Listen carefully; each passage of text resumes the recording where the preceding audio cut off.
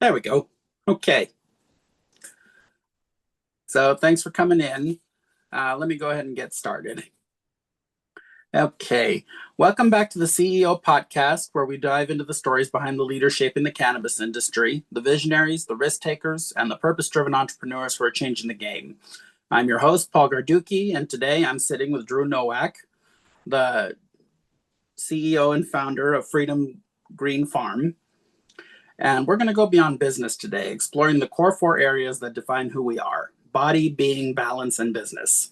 Drew, welcome to the show. Thanks for having me, Paul. No problem. How you feeling today? It's a good day minus the rain here in Michigan. Oh, okay. Yeah, I hear you. It's cold We're rain supposed too, to. so Oh, that's even worse. I'm sorry. That's not fun. What can you do, though? We're supposed to have rain today and it's sunny. Go figure, here in California.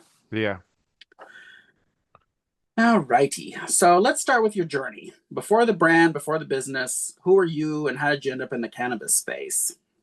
Yeah, so my background was in athletics. I played college Division One football and then had a almost 5 year career in the NFL.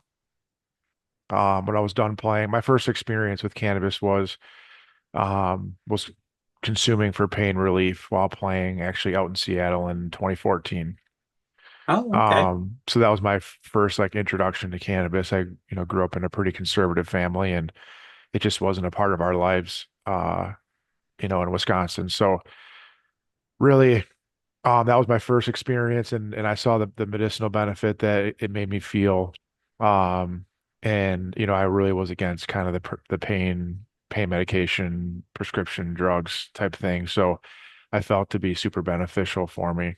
Um, My career ended in 2016. I moved back to Michigan, got my engineering degree from Western Michigan University, and then started working in the steel industry for a metal fabricator in Kalamazoo.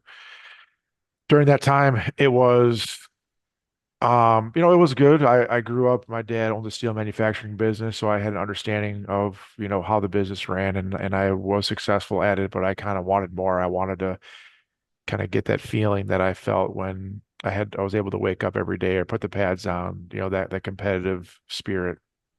Mm-hmm. And so I had a friend of mine at the time, kind of started talking about the cannabis space, and I was like, why not look into it and see what we can do. And so that was end of 2017, beginning of 2018, that's when Michigan became licensed legal. With the MMFLA, I believe it was, and now MERTMA. So in 2018, started doing some research, visited a few facilities outside the state of Michigan, and then really just started to develop a game plan with how we were going to, find a property, design, build it, and then, get it operational. And so August of 2020 was when we were able to put our first plant in the ground. Nice. Very good. Oh, I bet that was a joy. You got to just get your hands dirty, so to speak, by planting the soil, planting the plant, and then watching it grow. Yeah, no, I never grew a cannabis plant before starting this business. So Mm-hmm. there was a lot of buildup and there was a lot of work that went into getting us to where we were to start. And then obviously the real work began once we became licensed. So it's been a journey for the last 5 years, that's for sure. Oh, I can imagine. Definitely. Well, was there a defining moment or challenge that pushed you to make the leap? I would say it was more just, finding purpose, right? People, I like to say, they go, I want to love what I do. I want to wake up and love my job. But it was, finding the love in having a purpose. And so, I didn't really think cannabis would be my purpose. Mm-hmm. But being in this space and running this company and being a part of the ups and downs, every single day is a grind. It's competition. It's trying to be the best that you can be. And so I've learned to love this space and this opportunity because of that. Oh, okay. Fantastic. What problem or purpose drives your mission today? Um, I would say, what we're trying to do, I like to say we're just regular people growing weed. Um, we want to legitimize the space. I like to say we're blue collar cannabis because most of the people that work for us are, they came from factories, and we do have some caregivers, but a lot of people just regular Midwest blue collar folks. So we just want to legitimize the plant, legitimize the space, and show people, what a quality product is. Okay. Well, you can't go wrong with that. They're willing to do the work. They're salt of the earth people. And that's the best thing to have in this type of space, at least in my Definitely. opinion. Yeah, we're So, farmers. yeah, that's the idea. You're doing an ancient practice. It goes back to the cradle of civilization. When farming was first developed by the Sumerians, they had no idea what to do at first, but then they figured it out. They learned Right. irrigation of all things. Anyway, my aside, forgive me. Running a cannabis company takes serious stamina, mentally and physically. So, do you follow any or fitness or wellness routines that help you stay grounded? I would say I've always been pretty active with my sports background. So, Hmm. I do have I do sometimes struggle with being able to find time also with work and then also my family. I do have 6 kids, so that keeps me busy. Wow, But congratulations. yeah, thank you. It is important to stay active. Like Wednesday mornings, like today, for example, I have a group of friends that we skate, play hockey at 8:30 every Wednesday all year round. And so that's an opportunity for me to stay healthy, to kind of blow off some steam, if you want to say that, Hmm. and compete. And so that's been super helpful. And I noticed that if I don't stay as active, whether it's body aches, uh, being more fatigued, less energy, stuff like that. So, it is a super important focus to make it a part of my life, more frequently than I am now. But it definitely is. It's there. Oh, okay. Well, that brings it to my next question. After a long day, you mentioned hockey. Is there anything else you do to manage stress or decompress after a long day? Honestly, not, I mean, nothing too crazy. I would say, when I do consume, it's more for, pain management or pain relief from Hmm. football injuries, or, just wear and tear in your body. Um, but for the most part, I like to read. That's something that I've been more focused on over the last, 3 years or so, just picking a book and finishing it. Okay. A lot of those books they can be cannabis related, business related, following, successful people, and learning about their stories and what they've done. So just kind of challenging myself and continuously learning. Well, let me ask you a question. Do you read any mysteries? Mysteries? No, I don't, most of the books I read are, Business related? business related, Oh, okay. just to hear people's stories and who they were, and how they got to where they are today. Those are things that are exciting to me.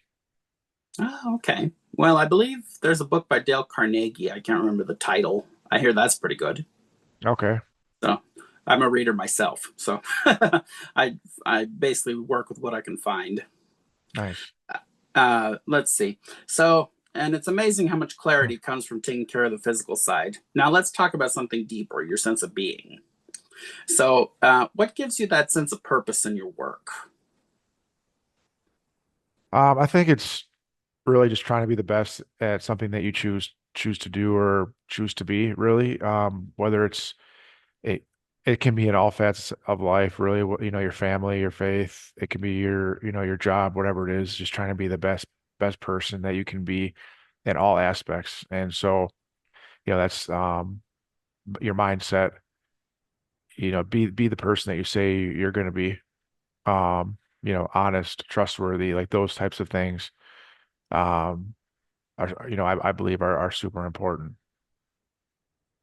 That's very true. Very true. Well, that brings me to my next question. How do you maintain belief in your mission when the business challenges hit hard, especially the 24% tax?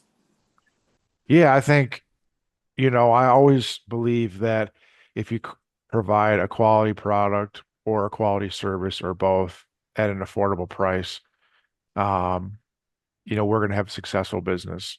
A lot of people talk about being craft or premium growers or, everybody says that, but we're actually doing it. The price that we get, the consistency of sales, the number of relationships, those are the things that kind of separate us. So it's the focusing on doing the little things right that keep us and have kept us, where we're at today and being a profitable cannabis company, which I know that not a lot of people can say. That is very true, especially with the margins being thin, I'm told. Yeah, Alrighty. Well, personally, I love that. Purpose really fuels everything. And of course, that purpose also shows up in how we connect with the people we love, which brings us to balance. So, how do you balance work and personal life in such a demanding industry? yeah. I mean, as a business owner, as an owner operator, I can be and am available pretty much 7 days a week, 365, right? I have the ability to be, but I do think it's important to, with the size of my family and just family in general, that I make it a point of emphasis to step away, whether that's, leaving work at a reasonable time, um, being there, like being present when I Mm-hmm. am I am home. That's super important. And trying to put my phone down more frequently is are probably a few things that I focus on um, more now. But when we first started the business, not knowing a lot, not understanding how the industry is or how the plant grows, it was very much a 7 day a week type of responsibility, and that was definitely tougher. Oh, definitely understandable. When you're building a business, it takes time and it takes effort, which Right. is, yeah, key to everything. Let me see. So, what have you learned about keeping strong relationships through entrepreneurship? Well, I think it goes back to the do what you say you're going to do motto, and I believe that's why we've able to, gain the relationships and maintain the relationships in this space is that people can trust, who we are, what we're going to do, and it's the quality and consistency that we're able to produce on a daily, weekly, monthly, yearly basis. Um, and so when we are who we say we are going to be, that develops trust. And with trust, people are ordering weekly or bi-weekly, and they know exactly what they're going to get each time. And I think that has given us more legitimacy in this space, especially not being a legacy type of company. Wonderful. Let me see. And has there been a time that you lost that balance? And how did you bring it back? Um, Gosh, I don't know. I know that we've had tougher times of trying to figure things out, whether it was, health of plants, receiving less than stellar genetics, test results, all of the things that you go through in the space, they definitely um can bring you down. But I don't think that has ever changed my mindset on the industry or what our goals are as a company. Ah, okay. Wonderful. I appreciate your honesty. It's a reminder that leadership starts at home. So let's bring it full circle and talk about the business, where your vision is headed next, so to speak. So, what's the bigger mission behind your brand? I would say that, gosh, we said I talked about being a Midwest. I like to say like Americana brand. Mm-hmm. Regular people growing weed. Like I said before, we support veteran-based programs. Um, so we give back during the holidays, whether it's food, for food banks. There's a place in local here. It's called the Peace Ranch that gives experiences for veterans. Um, we support like the local 4-H kids when they have animals for auction. So, it's about community for our business and getting people to look at us and go, hey, you're real people, you're regular people, you're a real company. We want to support you. And I think Hmm. there's a big stigma to cannabis and the type of people that might be in cannabis. And I just feel like, when you see Freedom Green Farms, you go, wow, that's a company that I can back and that's a brand that I can, support and be proud of. Well said. What do you see as your biggest opportunities in cannabis today? Well, it's going to be really interesting to see how the wholesale tax develops in the industry in Michigan. So it's hard to see what that opportunity looks like. But what my goal is to increase our ground game and have the ability to reach more people. So that's more retail relationships and increase demand for our product.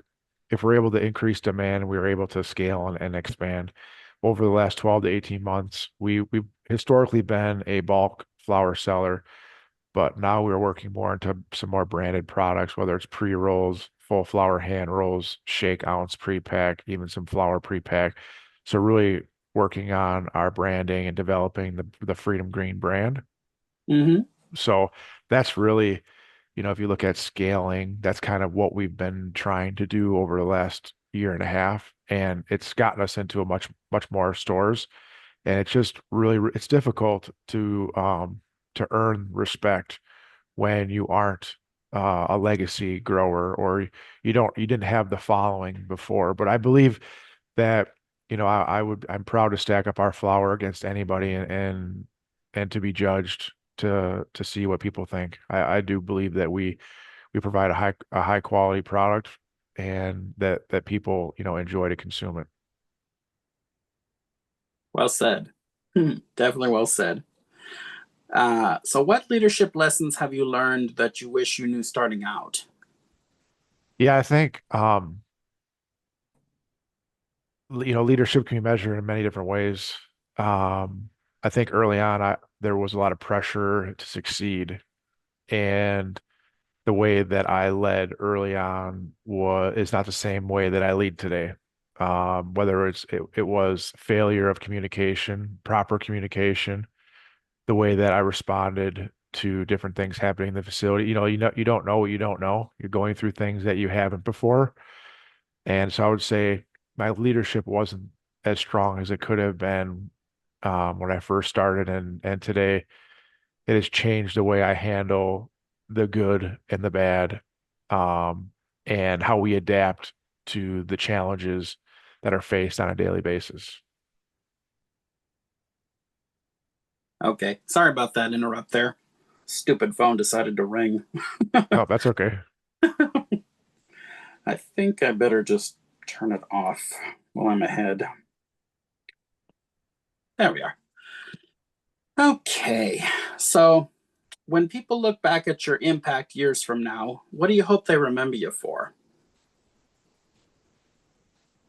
I just I've always said that I want people to respect who we are, respect our brand, respect what we do. And so that's really the goal is to respect, whether it is respecting me, it's really respecting our team and our brand, the product, and that we're doing things for the right reason. We're here to help people. We're here to create a quality product. We're here to have a good business and be good people. And I think if we continue to do that, when we continue to do that, our business will continue to be successful. But I would say, earning of respect is really, really valuable to me. Well said. Um, and this is not scripted, so I'm just asking this one question. Have you spoken to a marketing professional about marketing your brand? Yeah, I've had conversations and I've hired marketing firms previously. And what's difficult, especially in cannabis and marketing, is that if you're not a part of the brand, how are you going to represent my brand? How are you going to, how do you truly understand and fully, b believe in what we're doing? Anybody Mm-hmm. can create cool, fun content, on social and do those types of things, but really it's the people that are a part of our brand that are going to be able to sell us and represent us the best. And so we do have a marketing manager on our team, and then I just actually hired another, call them brand ambassador, account manager. Hmm. They kind of wear multiple hats, so that's our, increased ground game to get ourselves, our faces into more stores, and for more consumers to see us as well. Excellent. Because I admit you brought that up earlier. You were worried about how your brand was not being represented properly. And I think that's a common problem for a lot of cannabis businesses, to be honest with you. Because I did interview someone last week. We had a kind of glitch with recording the interview, so I don't have the footage, but he mentioned that that was kind of an issue as well. So I have a feeling I'm going to be hearing more about that, to be honest with you. Yeah. Well, and I have to ask, since you're in Michigan, and I know we talked about this before, but could you clarify the effect that 24% tax is going to have on you folks? Yeah, so I think, personally, our prices have to become more competitive. So Michigan, I believe we have the most affordable licensed flower in the country at around $61 on average an ounce, Hmm. which is, I think it's like $14 around there, less than California even. So the consumer has gotten used to the price of product here. Um, because we sell in the higher range, we are in the $1,000 to $1,200 range for wholesale Wow. product. Then we are going to be we need to price ourselves accordingly to still be welcome to the buyers at our tier level in retail. So for us, we have to make sure that we stay competitive on price because retail always keystones based off of, what they buy from. Hmm. If we keep our prices the same, add the 24% tax, they keystone us, it could price us out of the consumer wanting to buy our product.